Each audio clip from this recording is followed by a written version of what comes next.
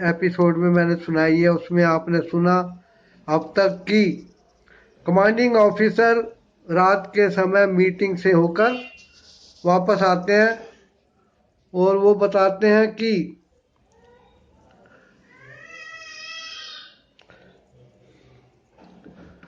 हमारी यूनिट को टास्क मिला है कि आज रात ऊंची पहाड़ की चढ़ाई चढ़कर दुश्मन के 3 बंकरों को हमने नष्ट करना है। इतना सुनते ही अभय सिंह की चार्जशीट कैंसिल होने पर और उसने बचपन जाने का ऑर्डर नहीं निभाया, इसलिए जो एडजुटेंट थे वे नाराज हो गए। नाराज होके उन्होंने अपने दिल में रखा था और एकदम उन्होंने अभय सिंह का नाम लेके उसको ये टास्क करने का हुक्म दिया और तुरंत उसे पहाड़ी पे चढ़ने के लिए भेज दिया। अभय सिंह ने अपनी AK-47 राइफल की मैगजीन चेक की, अपने पोचिस में राइफल के राउंड्स यानी कि गोलियां देखी। उसके बाद पास ही पड़े खुले बक्से से उसने कई गोलियां मतलब राउंड उठा के अपने हैबरसेक और पोचिस द्वारा थैले में भर लिए, जो कि पीठ पर लटका हुआ था। और उसके बाद उसकी नज़र हैंड ग्रेनेड पे पड़ी। अब मैं आगे सुनाता हूँ ये कहानी कि जैसे उसकी नज़र हैंड ग्रेनेड से भरे बक्से पर पड़ी, वह तुरंत आगे बढ़ा और उसने उस बक्से से कुछ हैंड ग्रेनेड, जो कि तकरीबन 4 या 5 तो जरूर होंगे, अपने झोला पिट्ठू में भर लिए और शूट करके एकदम अंधेरे में गुम हो गया।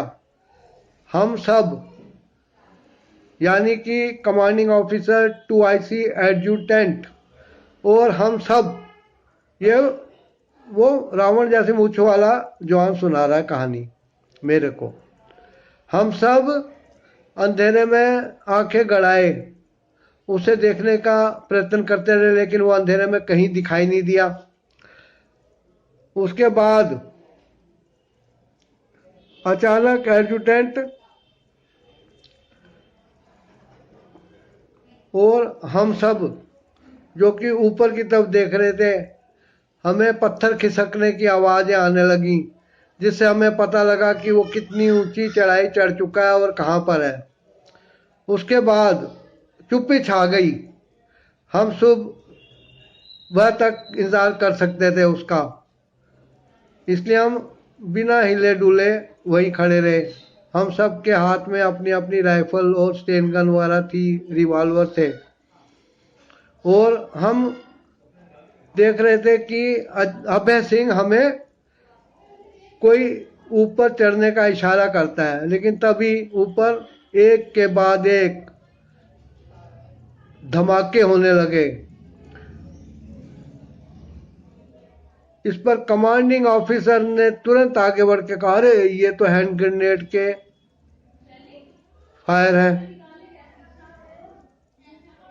हम सब 2-3 कदम आगे बढ़ के ऊपर की तरफ देखने लगे कि अभय सिंह ये क्या कर रहा है। उसके बाद ऊपर से कुछ लोगों के चीखने चिल्लाने की, हाय तौबा मचाने की आवाज़ें भी आईं, जिससे हमें पता लगा कि अभय सिंह ने उन बंकरों को हैंड ग्रेनेड से अकेले ही उड़ा दिया है। लेकिन तभी अंधेरे में एक बहुत ऊंची ललकार गूंजी, वंदे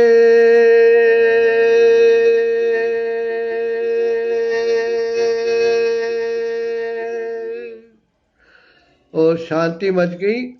उसके बाद हमारे पास की बेर की झाड़ियों पर कुछ भारी चीज आ गिरी।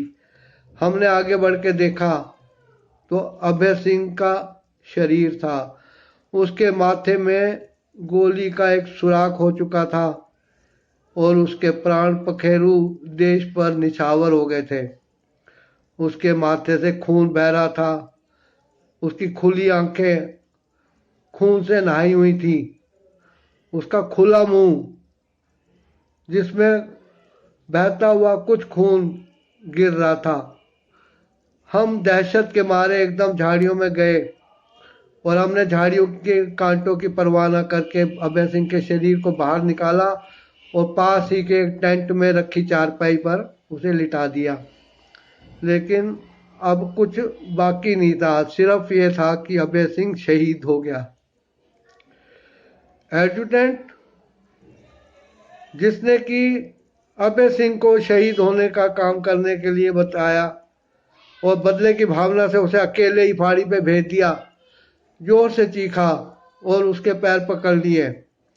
एडजुटेंट के रोने के बाद 2 IC और कमांडिंग ऑफिसर भी चार्जशीट की दुहाई देते हुए अभय सिंह के चरणों पर गिर गए और बिलक बिलक के रोने लगे।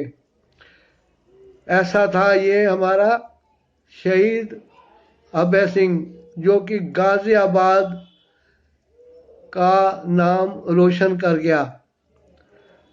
इसको हम सुबह लेके जाएंगे और जम्मू से ये हवाई जहाज द्वारा गाजियाबाद के एयरफोर्स स्टेशन पे उतारा जाएगा और उसे सजा के गाड़ी में इसके पैतृक गांव भेजा जाएगा। इतनी सी है उस शेर दिल कहानी। आशा करता हूँ कि ये कहानी आपको पसंद आई होगी।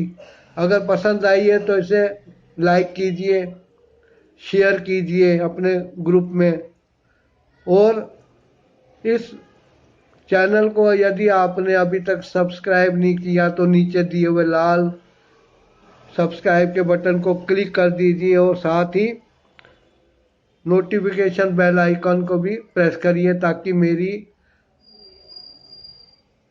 ये कहानियाँ और भी आप तक पहुँचती रहे। धन्यवाद।